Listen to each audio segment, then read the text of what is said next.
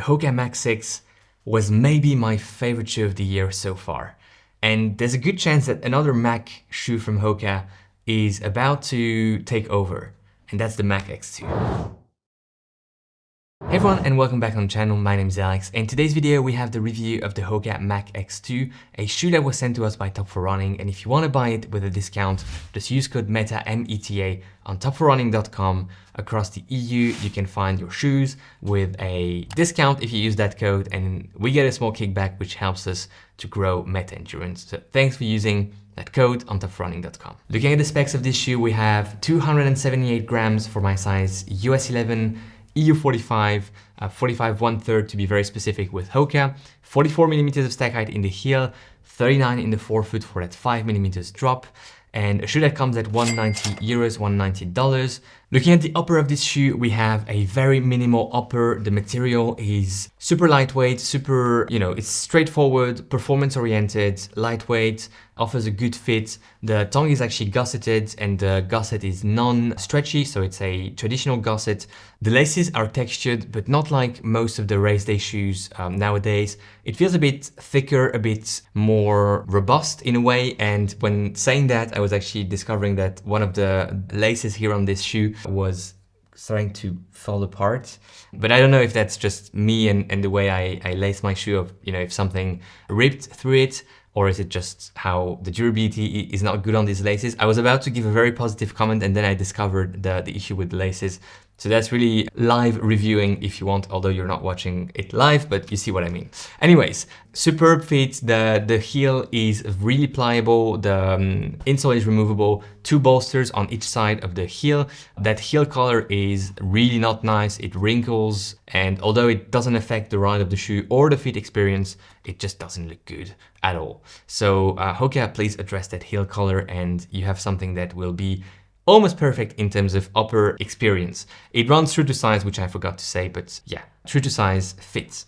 The midsole of this shoe, you have 2 different compounds, a carrier compound, the yellow one, and an insert of PBA foam here in the forefoot of this shoe.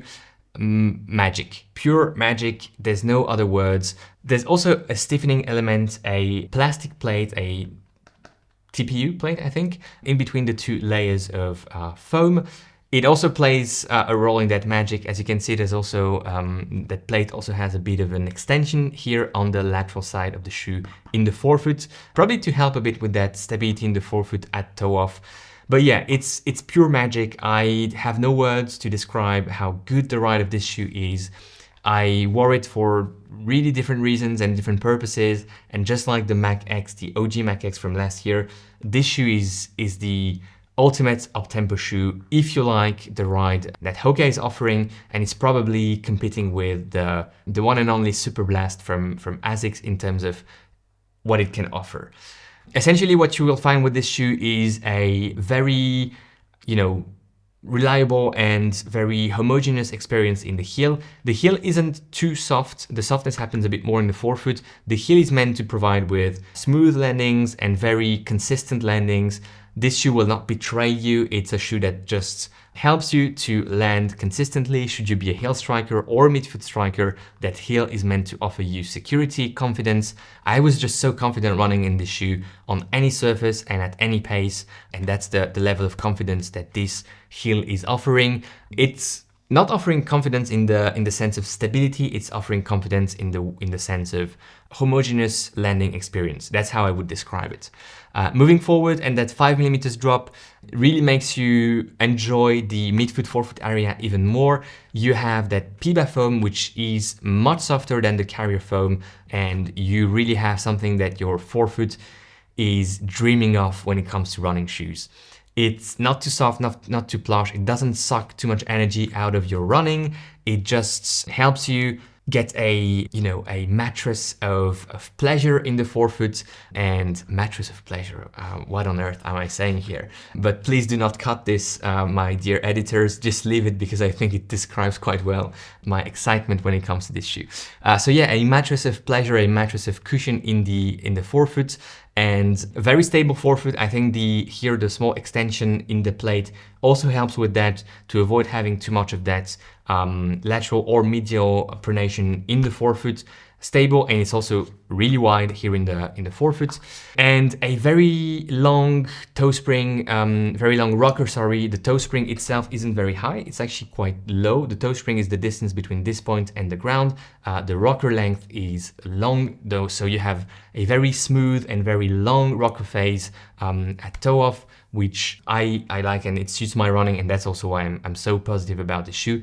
If you're someone who is running differently than I am, so higher cadence, using a bit less of that forefoot to push on and to move to the next stride with very long strides like the way I run, then maybe this will not be as much of a fantastic experience as it is for me. The outsole of this shoe is, you know, actually quite decent. I think the durability will be really good. The grip may not be as premium as on some other shoes, or especially at that price point. I think it could be a bit improved, but the traction and the durability are on par with some of the best shoes out there. The coverage has been also reduced in terms of grip coverage, outsole coverage, helping to contain the weight around that 280 grams for my size. This could really be the shoe of the year for me. So, you know, stay tuned for our rankings, our awards here in a few months.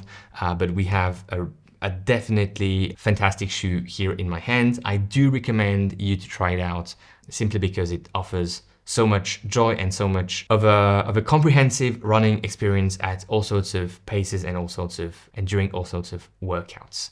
190 euros, $190 is good. For what you get out of it, I think it's really good.